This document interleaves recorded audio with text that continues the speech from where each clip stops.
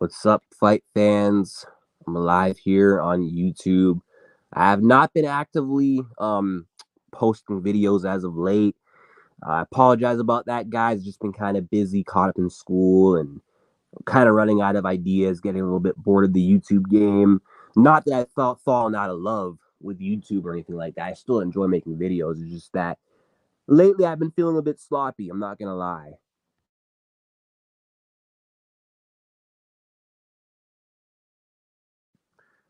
What's up, Cinnamon Roll? And there's like a lot to talk about in the MMA world. And I figure, why bother making a video about all these topics when I can literally just go live and talk about everything in one, live segment?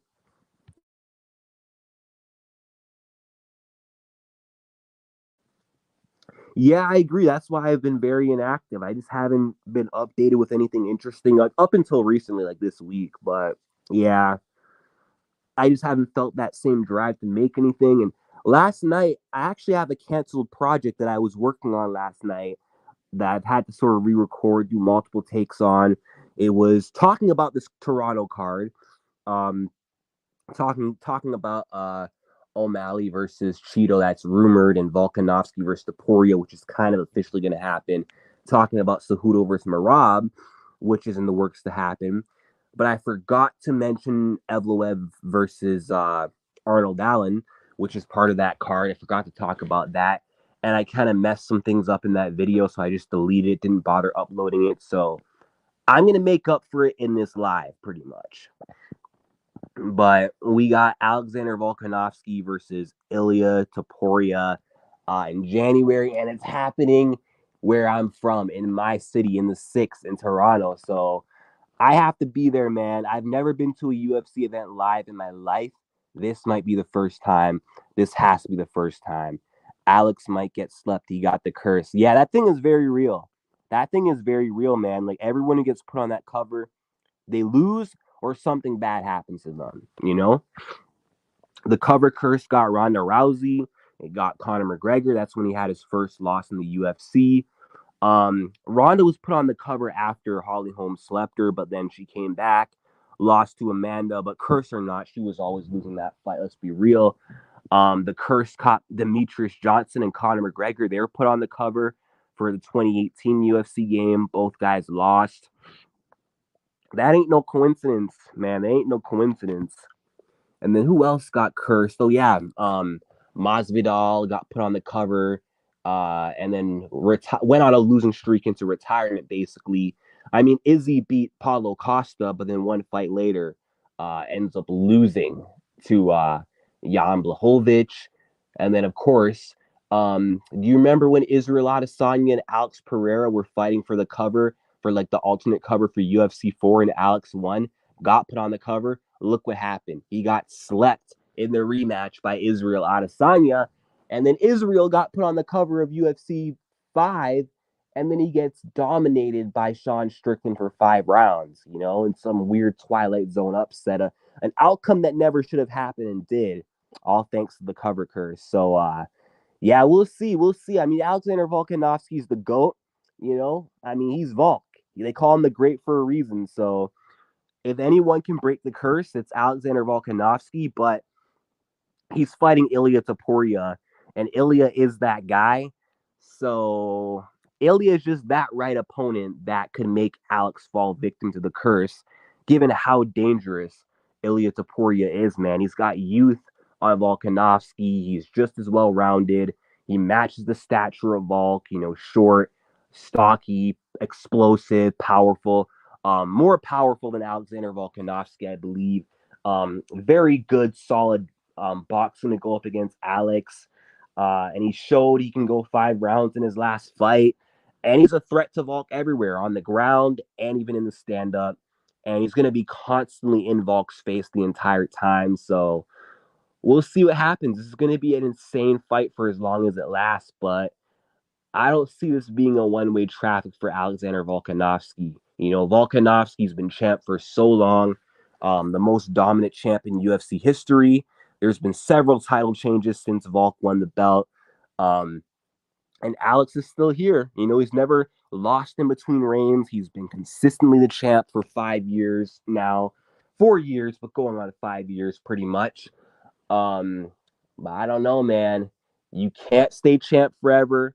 No one stays unbeaten forever. I know he lost to Islam, but that was a different division and a close fight. But in his own weight class, he could finally get his first loss in the featherweight division. He's never lost in featherweight throughout his entire career or UFC career. Could this be the moment? It just might be. And one thing I noticed too about some dominant champions like Amanda Nunes and Valentina Shevchenko, both of them were dethroned after 5 years of being the champion. I know Nunes regained, but like Valentina on the 5th year lost her belt. Amanda on the 5th year lost her belt. 2024, it'll be 5 years for Volkanovski. And on the 5th year, he just might lose. Let me read some comments. Okay. UFC looks trash, man. LOL. I would never buy the UFC games. I feel they're kind of cheap. They look cheap, looking like everything is AI generated. UFC 5 looks trash. What about Rousey? Yeah, what about her? I think I already mentioned her with the cover curse, and she lost, so twice. I mean, that cover was like the end of her career, essentially. But yeah, I can't wait for Volk versus Topuria. I mean, I don't know. Everything feels like it's falling into place for Ilya Topuria, man. I mean, this fight is literally a day before his 27th birthday. So he can become champ on his birthday, and he can become literally the first champion to rep Spain and Georgia. Like, Georgia could get their first UFC champion, and then there's the cover curse. So the stars could be aligning in Ilya's favor, and the universe this time just might choose a new champion.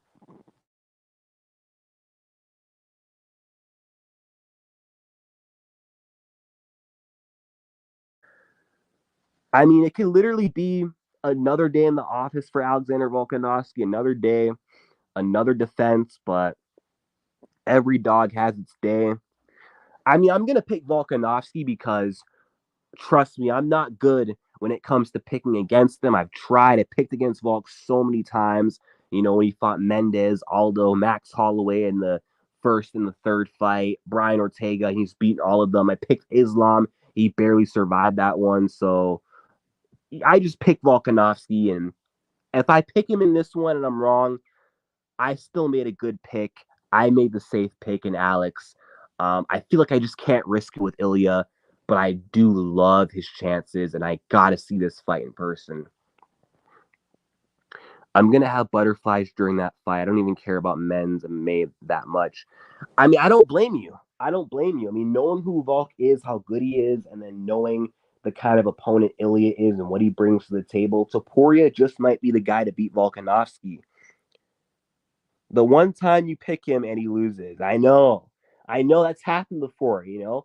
Although I picked him a couple times, like when he fought Yair, I picked him. When he fought Zombie, I picked him. But other times before that, I didn't pick him apart from like the second Max fight.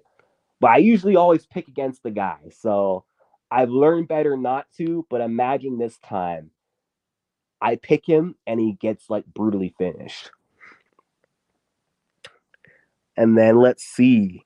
So Henry Cejudo versus Marab is also in the works to happen in January.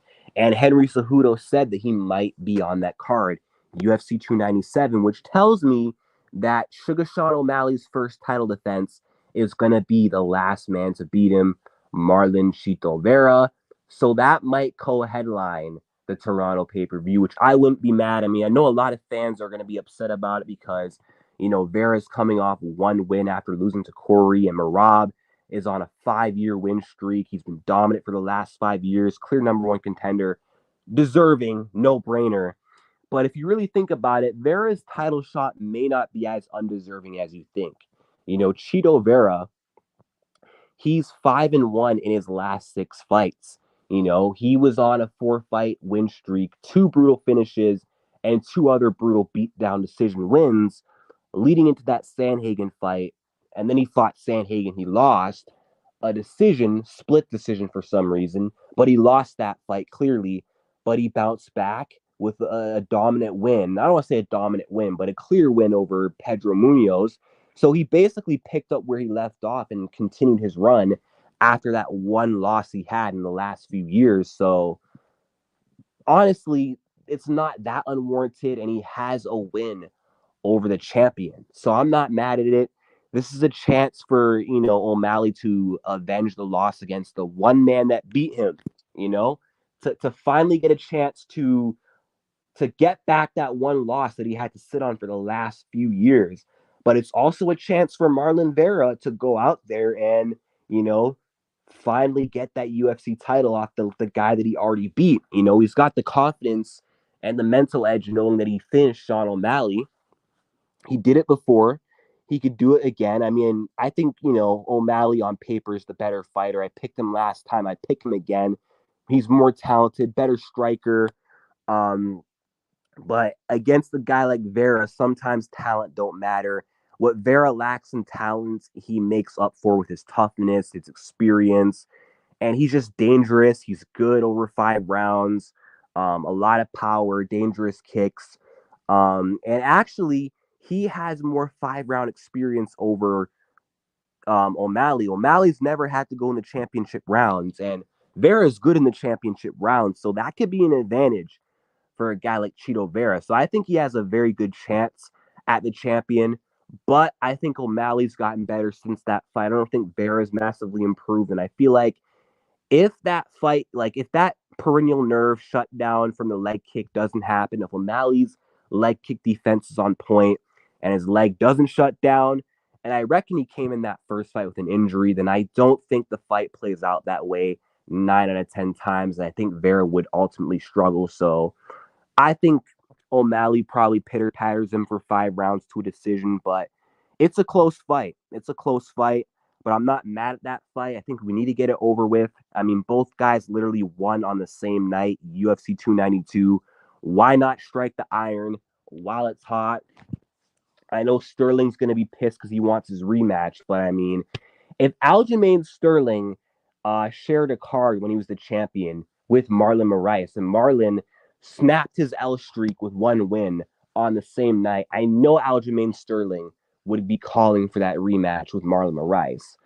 I mean, it does not matter. As a competitor, as a fighter, if you're the champion and you share a card with the last person to beat you and they win, doesn't matter if they're deserving, you're going to want that one back. You're going to want that one back by like any freaking means possible. So I don't blame O'Malley for wanting this one as his first defense, and I don't blame the UFC for putting it together. And I'm not mad at the UFC for making Merab have to go through Cejudo. And I think, with Cejudo and Merab being on the same card, I think it perfectly sets up the winner to fight for the belt against whoever wins between O'Malley and Vera, So it's a win-win situation at the end of the day. I think Jan will have them hands and knees ready for Tatiana Suarez and TKO her.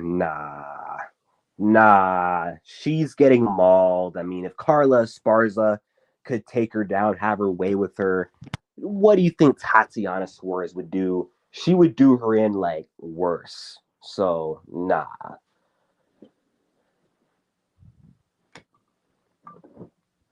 There's just no way Tatiana loses that fight to Yan Xiaonan. The only person that I see with a chance at beating her is maybe Dern, and then definitely the champion, Zhang Weili. That's it. That's not happening, 6. Jan's ground game is very bad. I'm telling you this now. Getting mauled like that Carla fight. Getting mauled like that by Carla is a very bad look. It is a very bad look. Like, that fight massively hurt my confidence in Yan Xiaonan. And since then, I've never picked her to win again. And she's been winning a lot, weirdly so. But I just haven't been able to trust her. Like, when she went on to fight Marina, I'm like, okay, I knew she was going to lose that fight, although did she really? And I know it was against a striker. I just lost my faith in her because I'm like, this girl really ain't that elite, I mean, Marina put up a better fight against Esparza, which that's no secret. So I knew she would win that fight against Shell at the time. I picked Mackenzie because I thought with Dern having a superior ground game, it's kind of a no-brainer that she's just going to go out there and, she's going to take her down and get a submission win, as logic had it. But, you know, Jan was able to survive on the ground somehow. And, she was able to survive on the ground in that fight, get back up and impose her striking. And I actually thought Jessica Andrade was going to wrestle. I thought she was going to wrestle Yan Xiaonan, but apparently she was retarded and wanted to chase the knockout win instead, left herself open to get knocked out herself. But yeah, that Carla fight really hurt my confidence in Yan Xiaonan as a fighter, because before I was super high on Yan Xiaonan, I was super high on her. I saw potential in her. And I think Yan Xiaonan is still a great fighter. I mean, she's a solid fighter, a really good striker. But I don't know. I want to see her tested against another good wrestler. So I think honestly it wouldn't be bad putting her up there against someone like Tatiana Suarez in like a title eliminator. And I mean, if she does manage to deal with Tatiana's wrestling, then honestly I think she's definitely ready for Zhang Weili.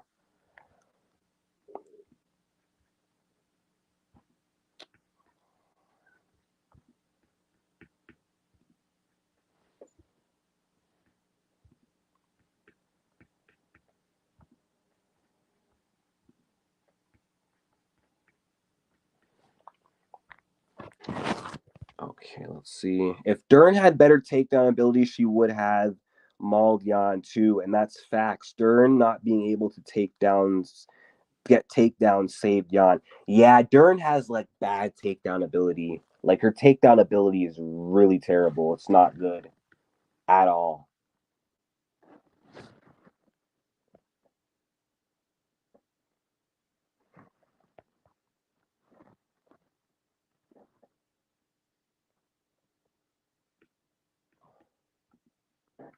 Hold on.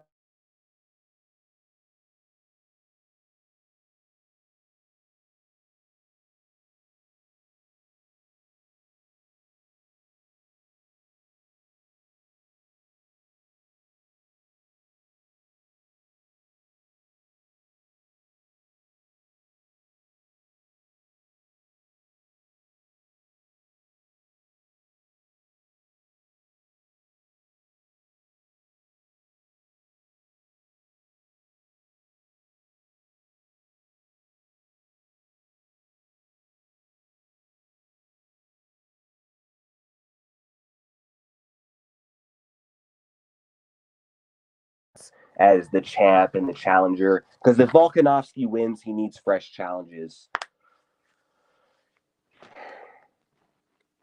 Don't underestimate Yan. She's gonna shock the world. I doubt it. Whaley didn't have the best wrestling until her loss to Rose, and after Yan lost to Carla, she said herself she's made improvements. I just don't think that her improvements are going to reach the level though of someone like. I don't think with her improvements, I don't think she can reach that level. I don't think she can reach the level that Wei Li was able to reach, because Wei Li, she always had good grappling. Her grappling was always good. It's not like she had terrible grappling. This girl's always been good on the ground. Always. She's always had a good ground game, you know? So the fact that she added a bit of wrestling, she basically enhanced what was already there. Like Whaley always could kind of wrestle, but she made her wrestling better. Shao Nan never had it in her back pocket. Yeah, I don't think she's shocking anything. I really don't think so. I can't see it.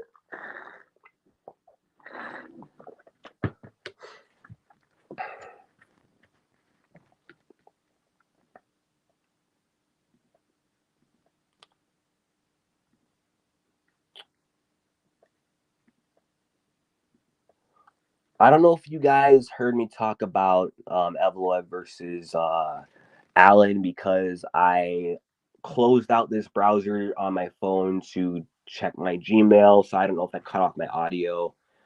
But I think you guys heard it. Let me know if you already did. We'll have to wait and see, mark my words. Whaley's wrestling and the UFC westernized wrestling are complete different mindset. Yeah, but I just don't think Tatiana's losing to any of these pure strikers, man. Like all of these, straw weights, apart from Wei Lee, they're food for Tatiana Suarez. They're food for her. Like Jessica Andrade has a better ground game than Yan Xiaonan. She's way better on the ground, physically more imposing. And the fact that Tatiana was able to go out there and have her way with Suarez like that on the ground really says a lot.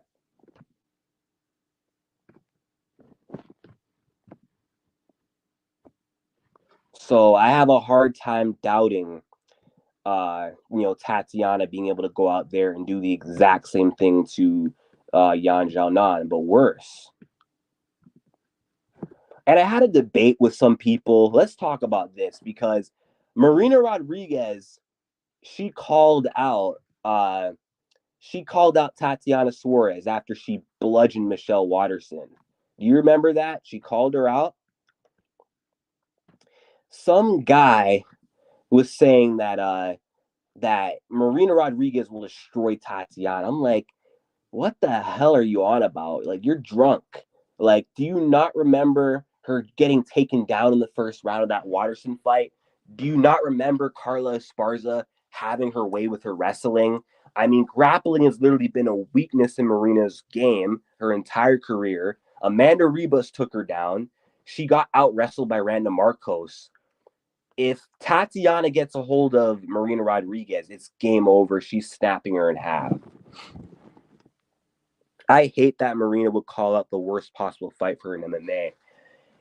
Yeah, but sometimes you got to challenge yourself like that, I guess. So props to her on that.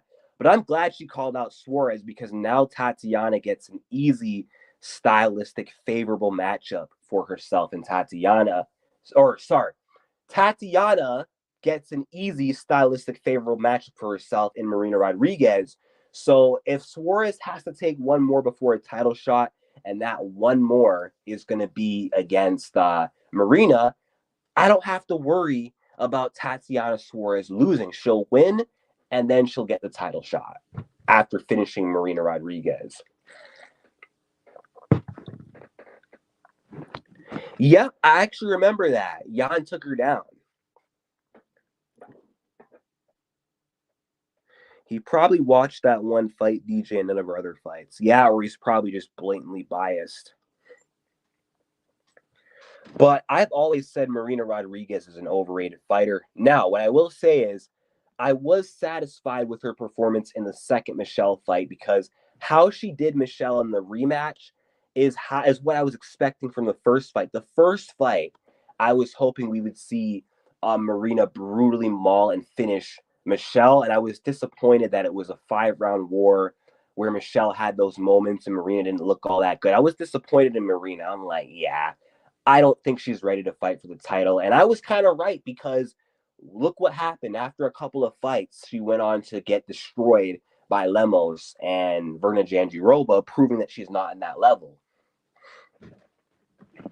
And finishing Michelle Waterson means nothing. It really doesn't. Michelle Waterson's not that good. So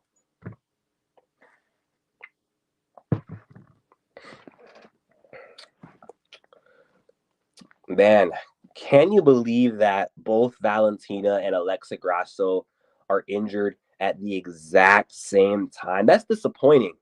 Like, I was hoping that Alexa Grasso would be healthy and that we can move on with a different opponent, so this division doesn't get held up by the same fight, But unfortunately, no. The trilogy must be done, I guess. And hopefully Grasso doesn't let me down this time because I've been telling people that in the rematch, she was going to have better takedown defense. And what happened? The second fight was the same fight as the first fight without Alexa Grasso taking her back. Well, she took her back, but wasn't able to get the finish. But she kept giving up takedowns 4 times. So I don't know what the frig is going on, what Alexa's doing in her camp, because it's no secret Valentina is going to be crotch diving, ankle diving. How does she not have an understanding of a basic sprawl? You know, why did she forget that in the first fight, in round 4, she adjusted her stance to be able to defend those takedowns? Why did she abandon that in the rematch? I don't know. But in the trilogy, if she still is unable to have good takedown defense, she's not winning the fight. In order to beat Valentina again and seal the deal, she has to be able to shut out the wrestling, because on the feet, I think she can beat her. But I also would like to see Alexa Grasso threaten her own takedowns, because she's shown that she can ragdoll and throw Valentina. So why not go for takedown? She took her down in the 5th round and took her back. So I would like to see her give Val something else to worry about. And not be predictable, because that's what almost costed her in the last fight. But it does suck, man, that Michael Bell had to not give Grasso round 4, because if he did give her the 4th round, she'd be 2-0. Grasso gets the split decision win, and we'd move on. But nope, we got to do this trilogy 3 fights in a row. And we'll see, hopefully, God willing, that we stay in the new gen, and hopefully this will be the passing of the torch. Hopefully Valentina Shevchenko does not become champ again. I ain't trying to see that. I want Grasso to remain on top, and then the next wave of talent to come and take over. So, yeah. But, man, that's crazy.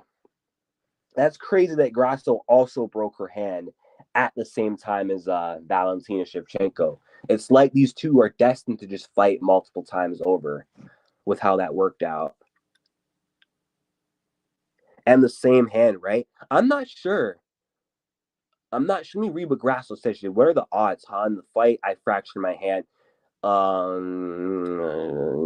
Yeah. Yeah, she didn't specify the hand that got injured. So, yeah, I don't know.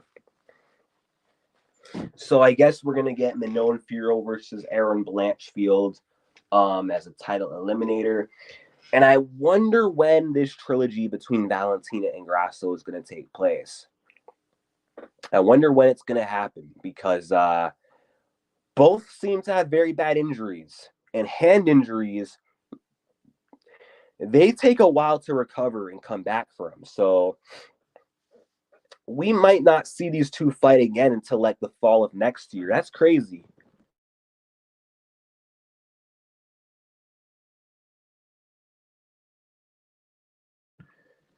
And Dana White said that he wants the next Noche UFC to be in the Sphere. What if they fight in Noche UFC 2024 in September next year, after already fighting in September this year? Imagine how crammed up the division is going to be from that. Like, I feel sorry for the other contenders, because this flyweight division is so good right now. It's getting better. And what's going to set this division back is Grasso and Valentina, fighting 3 times in a row. So hopefully Alexa does not let the world, or does at least not let me down. Hopefully she shouldn't let me down in this fight. I picked her both times. I confidently picked her the first time. I was right. I picked her the second time. And the first fight, I said that Grasso would be losing and then get a late finish. I didn't know how. I just knew she'd get it finished in the 4th. It happened. And then I said in the rematch, she was going to win by decision. It was a draw. In the 3rd fight, I really don't know what will happen. Like, it's such a 50-50 fight, because both have so much cage time and experience with each other. And we saw how Valentina was able to adapt more going into the 2nd fight than Alexa was. Alexa just kind of came in with a similar approach. Valentina came back with better striking than the 1st fight. She outboxed Alexa Grasso, but also with a takedown threat, it helped her outstrike Alexa Grasso. She was able to still get her takedowns, but she was more brutal in this fight, looking to do more damage, looking to get the finish on the ground, sitting down in her punches on the feet, throwing some elbows that she didn't do in the 1st fight. So she really tightened up, whereas Alexa didn't, and didn't have good takedown defense. So I don't know. We'll see. We'll see.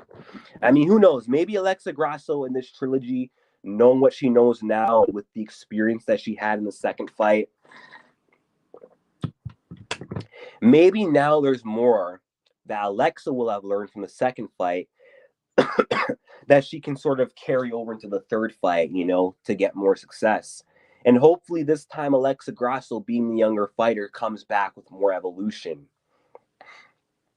But this third one is literally anyone's fight.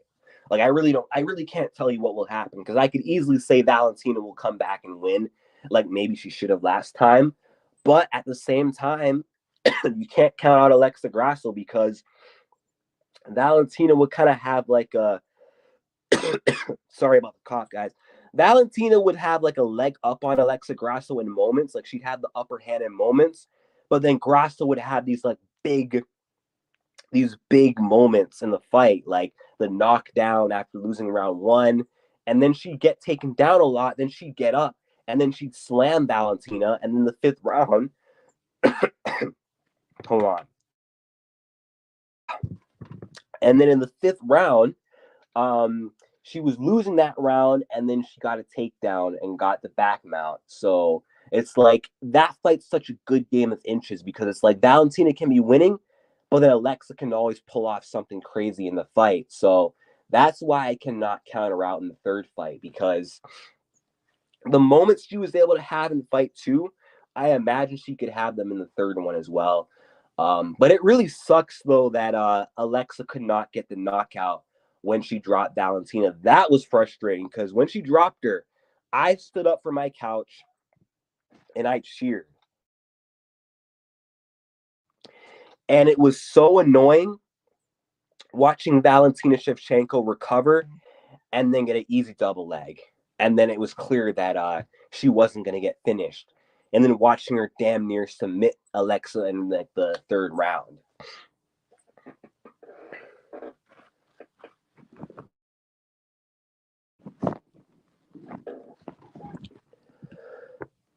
Man, that's a huge cast though on Alexa Grasso that she's got there.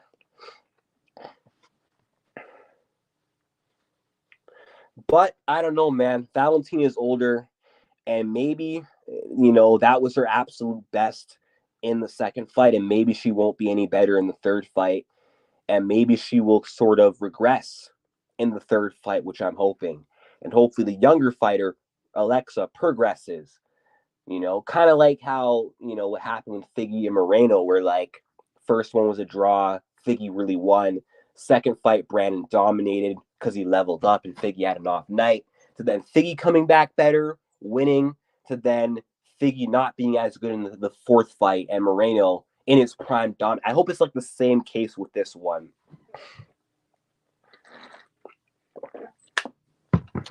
I mean, this is literally the female version of Moreno versus Figueiredo, and in the women's flyweight division, a multiple fight series, back-to-back fights of immediate rematches with one of them being a draw. And it involving a Mexican in this rivalry as well. Alexa, she's like the female Brandon Moreno of this situation.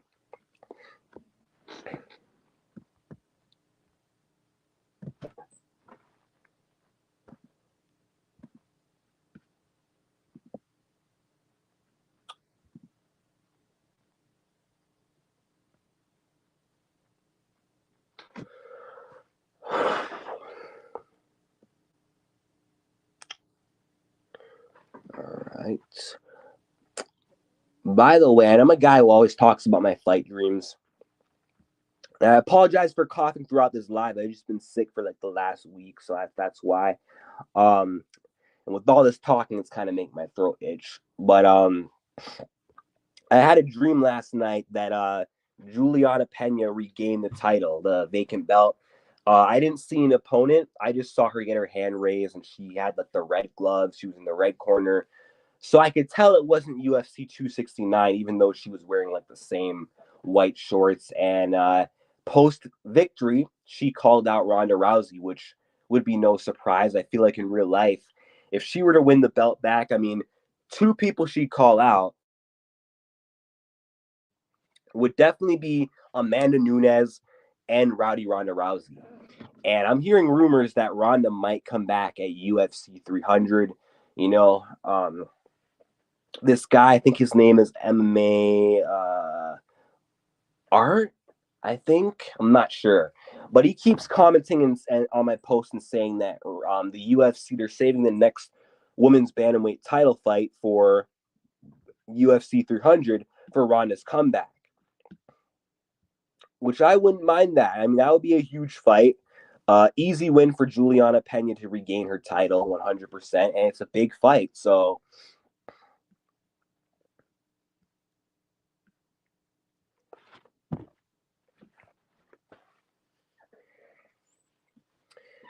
all right. So far, there's only like one viewer, and I covered things that I put in this title.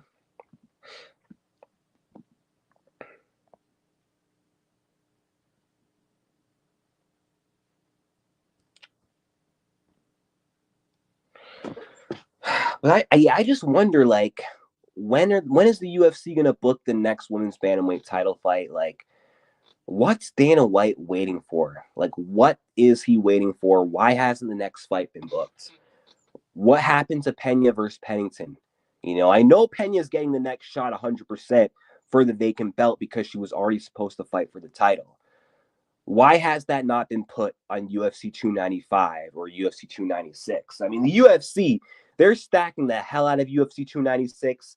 Speaking of that card and these other fight announcements, I forgot to mention they just added Beneil Dariush versus Arman Saryuki, and I wonder if that's going to be on the prelims or the main card. But I mean, imagine they add Pena versus Pennington to that pay-per-view and they do 3 title fights. Some fights are going to have to get bumped down to the prelims. Like, I can imagine they're definitely going to move Ian Gary versus Vicente Luque to like the prelims, the headline, the prelims, and then I guess Beneil Dariush and Arman will co-headline the prelim. And then the main card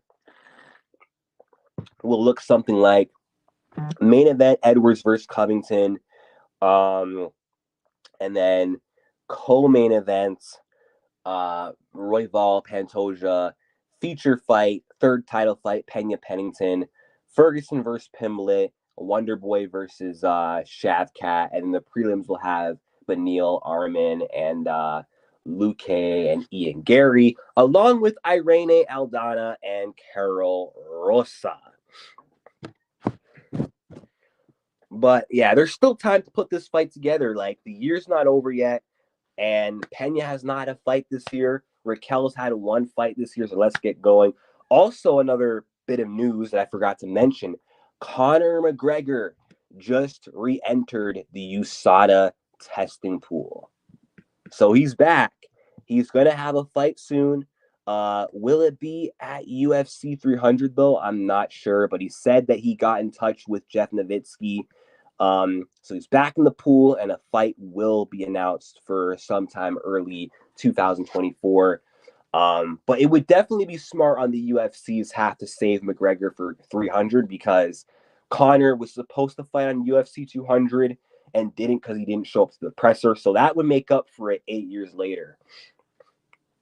And maybe they can headline with McGregor versus Chandler. But if not, they'll definitely have Conor probably fight maybe around February against Chandler, perhaps.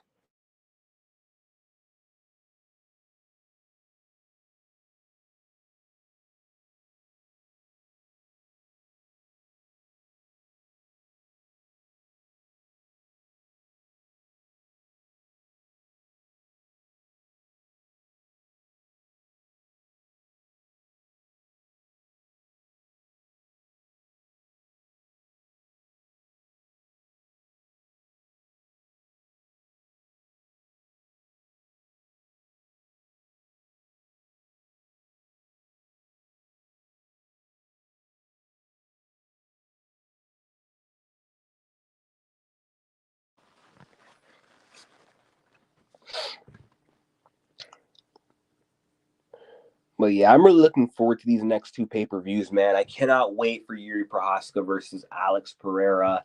And John Bones Jones versus Stipe Miocic. Two really huge fights right there that I'm really looking forward to. Stipe's first fight in a while, and John Jones' second fight this calendar year after a 3-year layoff in a legacy fight against the greatest heavyweight of all time. And I think John Jones is going to win that fight. I mean, Stipe is 40 years old, has not fought in 2.5 years, coming off a brutal loss. John Jones has been the more active guy, and he's John Jones, man. Super talented and dynamic. He just has way too many tools for Miocic. Uh, I think he's a better striker. Stipe is a better boxer, but John Jones just has more tools. He's got the kicks, and he can also out wrestle Stipe as well too. So I reckon John Jones will probably pull off a submission. As for Prohaska versus Yuri, man, I'm pulling for my guy Yuri. I want him to win so badly, but I'm uncertain, man. Alex Pereira is a bad matchup. Um, and then on that card, also, we got Andrade versus Dern, which is literally next month. And another loss for Jessica Andrade, I guess. Jessica Batista is about to stack up another L. And then UFC 296, man, so promising. Leon Edwards, finally, him and Colby are going to get it on. Shavkat Wonderboy are fighting. Great fight in the welterweight division. Luke and Gary's going to be an insane fight. And then also it's rumored that Kamaru Usman versus Bilal Muhammad is going to be the next fight. Dana said neither Usman or Muhammad have a fight booked, and Dana said he's working on a fight for Bilal. So I predict that Usman and Muhammad are going to headline a fight night, probably December 2nd, like a few weeks before Edwards versus Covington. And I guess if Bilal wins that fight, he's going to get the next title shot. But we'll see. I mean, honestly, I would favor Usman to win, even though many would consider him washed up given the last performance against Leon.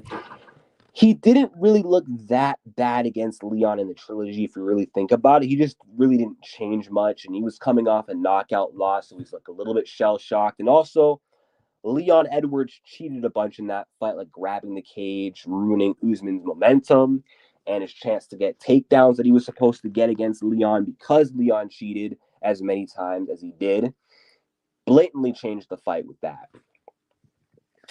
But I don't know. He didn't look too bad against Leon Edwards, but Leon was just better that night. But I think he can take a guy like Bilal Muhammad. I mean, I know the wrestling cancels each other out, but I think on the feet, I think Usman can strike with Bilal. I think he can take him standing. And Bilal does get hit a lot in his fights. I mean, Brady was able to land on him, and I can imagine if a guy with Usman's power can land and the jab that Usman has and the right hand that he has, he can definitely do some damage to Bilal Muhammad. And he does get dropped. He's a durable guy, but I mean, Neal dropped him. Lyman Good dropped him. And I mean, if Usman can land flush, he can definitely hurt him and score points with a knockdown, maybe even get a knockout. But I wouldn't be surprised if Bilal won because Bilal is Bilal, and he's surprised me many times already. So yeah, but we'll see. Hopefully Usman wins. Hopefully he gets back in the win column. And as far as Edwards versus Covington, I'm rooting for Colby Covington for sure. I think having him as champ would be fun and exciting. He's one of my favorite welterweights in that division. But Leon Edwards, man, I mean, he's got momentum. He's got confidence. And he holds 2 wins over the guy that beat Colby twice. So there's that. And Leon is ever evolving. And I think his defensive wrestling is getting better. And I think for this fight against Colby, it's going to be the best it's ever been now that he's had 2 back-to-back camps for Usman, and now it's a seamless transition for Colby.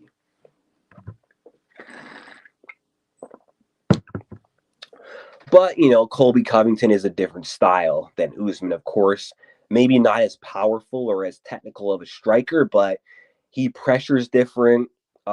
He's got more output with his striking, and he chain wrestles better. So I think that forward pressure combined that takedown threat could definitely freeze Leon. I've been saying this multiple times. So I'm interested to see just how Leon's able to deal with the style of Colby. And I mean, if he goes out there and dismantles Colby Covington, then I'm not going to be surprised. I won't be surprised. Just disappointed. And yeah, but I'm definitely going to be going to the bar to watch all these fights for sure.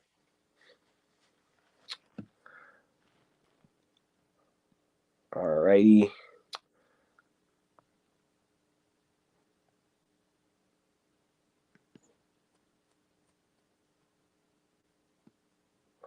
But I don't really have an official prediction though for that fight. Bro, you might get to see Ilya's victory. That's right, Troy. I might get to see it. Like, I gotta be there in person. So imagine going there live in the Scotiabank Arena and watching Ilya Topuria go out there and just do the absolute unthinkable against Volkanovski and seeing that live in the flesh. Man, that would be such like a historic moment. I'm gonna do everything in my power to be there because I've never been to a UFC event in my life. This one has to be the first. This one has to be the first for sure.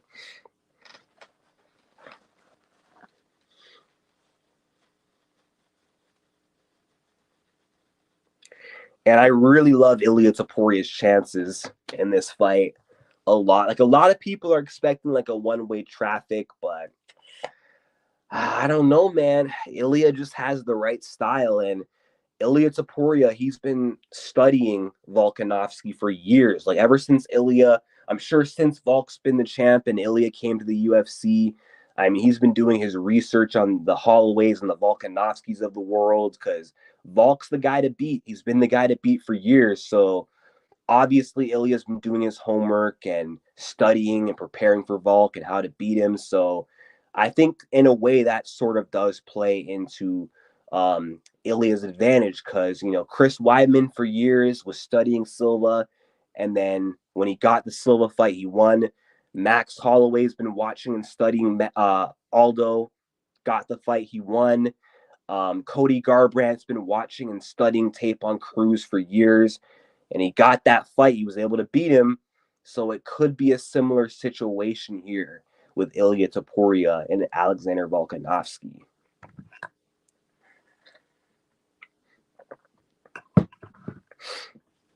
Now, I don't know if Ilya will win, but I mean, if Volk wins, I don't see this being like a one-sided fight, man. Volk's going to take some damage. He's going to have to overcome maybe getting dropped, and I see this being like the first competitive fight for Volk at featherweight since the second Max fight, which was a split decision win for Alexander Volkanovski. So if Volk wins here, I don't think he'll finish him. I think he'll win like a competitive maybe 49-46, 48-47 unanimous decision where like he plays it cautious, sticks and moves, doesn't commit to like the big wild exchanges because that's where it will favor Ilya Topuria.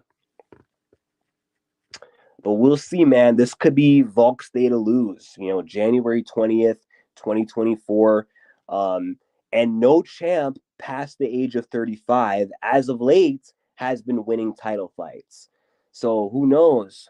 Volk might fall victim. He might fall into the category of champs above the age 35 losing, you know? And people are really underestimating Ilya Topuria and overlooking him, but they all overlooked Sean Strickland, and look what happened. I know Volkanovski pound for pound skill wise is better than Israel Adesanya, but still it does not matter. We know Ilya and his team, they're going to be so prepared for Volk. They're going to have such a good game plan for Volk. They're going to know all Volkanovski's strengths, weaknesses, tendencies, and he's going to have a good answer and counter for everything. So it's going to be interesting. But I want Ilya to win because I just want to see a shakeup in the featherweight division. I want to see a new champion. I want some new blood at the top. Ilya wins, then they do an immediate rematch, and then we get to see how Volk can overcome, losing his belt, and we'll see if he can regain that belt. I just like to see that. It just opens up so many doors if Ilya wins, and if Ilya beats Volk and then beats him again, then Ilya Topuria versus Max Holloway. And Max has a very good chance at beating Ilya, and I favor him to beat Topuria. So we could end up in a timeline where Max Holloway could end up getting his belt back if Ilia Topuria beats Volk. So I'm all looking forward to this. I'm all looking forward to this, man.